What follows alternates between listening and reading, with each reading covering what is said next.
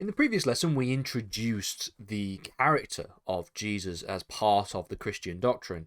And in this lesson, what we're going to do is talk a little bit about some of the teachings of Jesus for the beliefs and teachings aspect of Christianity. Now, we're going to be splitting this into a number of different lessons because there are different ways in which we can categorize the different types of teachings that were presented by Jesus. So we can talk about Jesus' teachings relating to love, relating to specifically events that took place within his life that are documented in multiple different passages within the Bible. So, for example, the Sermon on the Mount is one that we're going to talk about in its own separate lesson. And in this lesson, we're just going to talk a little bit about the life and the teachings of Jesus more generally, more broadly. And we will use some biblical examples, of course, as well. So, the last lesson, what we did specifically in introducing the concept of Jesus as a character within the Christian doctrine, is that we outlined the basic beliefs as to the nature of Jesus. So we talked about the idea that Jesus is both a Messiah, that he is the Son of God, he is God incarnate in the phrase that we would actually refer to. And this lesson, we're going to explore what he actually said in terms of his teachings. And it's the reason for this, of course, and the significance behind this belief is because the teachings of Jesus are essentially the central, fundamental part of the main Christian doctrine belief system. So, of course, we have things like the Old Testament that refers to a number of different teachings, a number of different beliefs. But when we talk about the Gospels, we have to talk about the teachings of Jesus because they are the central part of this area of theology, this area of religion. Not only did Jesus present certain teachings and commandments for those to follow, but he also lived a life that many Christians believe they're expected to live. So people often take the belief and take the view that you ought to be looking up to the life of Jesus and you should be looking into the ways in which he lived and using that as almost like a template, as a way to achieve a better life for oneself.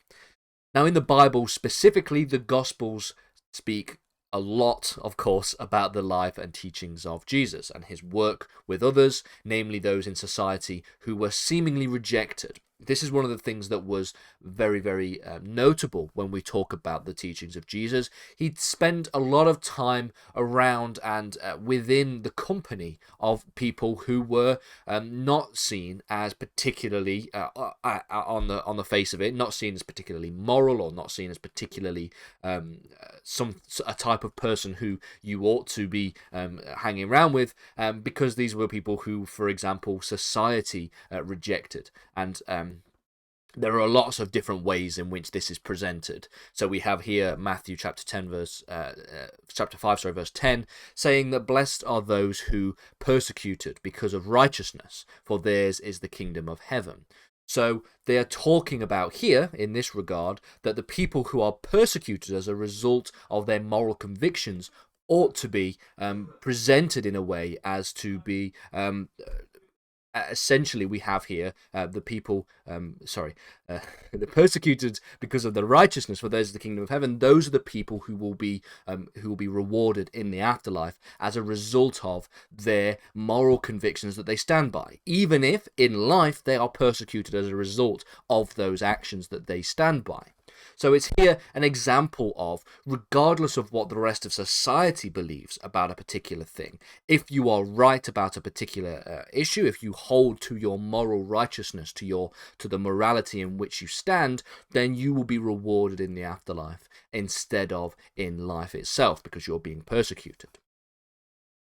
Continuing this, Jesus acted with compassion to those who were in genuine need. So this was another example of how and the types of people, that Jesus would interact with on a day-to-day basis. A very good example of this is, of course, the story of the Good Samaritan, a person who was in the people who were in genuine situations of need, who were helped out by individuals who you may not think ought to help out a type of person.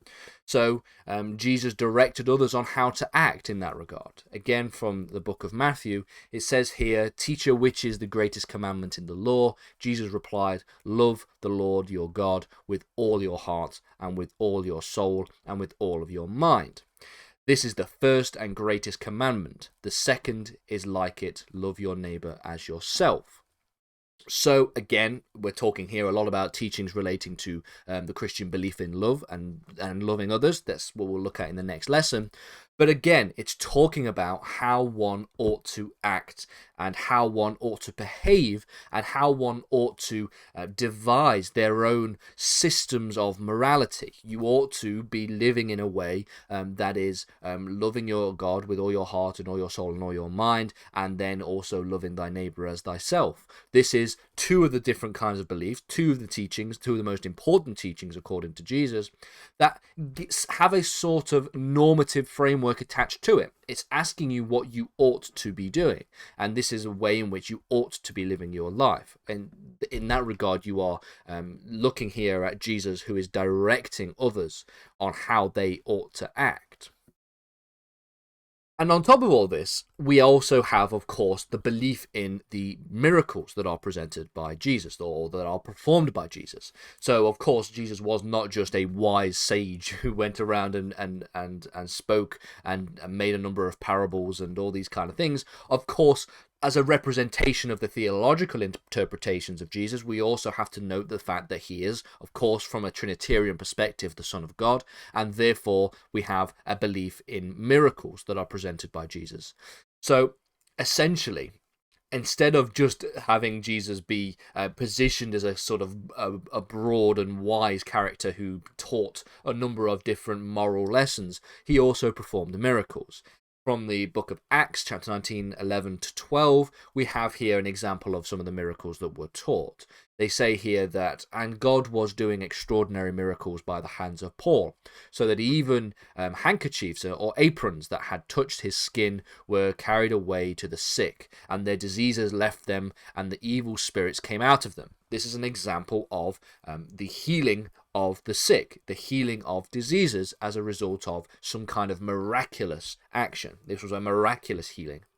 Again, from Matthew chapter 19, we have here that Jesus looked at them and said, with man this is impossible, but with God all things are possible. This is an example of a description of what a miracle essentially is. It is making a distinction, first of all, between the concept of man and the concept of God, and so you can tie this back to the concept of God being omnipotent and omniscient and all these kind of things, God being able to do things that are impossible for a man to do, because a man, of course, is not omnipotent and is not omniscient, for example. But it is also an example of how Jesus is represented as the Son of God and as a representation of God incarnate, because Jesus is performing a miraculous action that to a man is impossible, but to God is possible. So you can draw multiple kinds of links with this one passage. We can talk, of course, about the Trinitarian doctrine of God being represented in human form through Jesus, which is what is represented here, but also we can talk about the fact that this is representing some of the aspects relating to the nature of God. We're talking about the concept of God being all-powerful, because with man things are impossible, but with God things are possible. So these are just two examples of passages that you can pick out when looking at different teachings relating to miracles. And in the next lesson, we're going to talk about the Christian doctrine relating to Christian teachings about love and other things related to that kind of theology as well.